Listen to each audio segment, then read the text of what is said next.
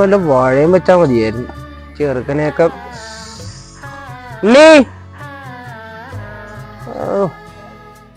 Hello Reshma, എവിടാടി? ഞാനോ? അച്ഛൻ എനിക്ക് ഒരു സ്വിമ്മിംഗ് പൂള് കുത്തി തന്നായിരുന്നു. ഞാൻ എവിടെ ഇരിക്കുവായിരുന്നു. വൈകിട്ട് കാണാൻ പറ്റുമോടി? നീ എന്ത് കാണിക്കൂ? നീ എവിടെ വിടുന്നുള്ള ചാറ്റും ചെയ്ത് ചീറ്റും ചെയ്ത് കണ്ടവർക്ക് മെസ്സേജ് ഒക്കെ ഇട്ടിരുന്നു. ഒരു പണിക്കും പോകത്തില് ചെറുക്കൻ 10-27 വയസ്സല്ല, നാണുണ്ടോ നിനക്ക്?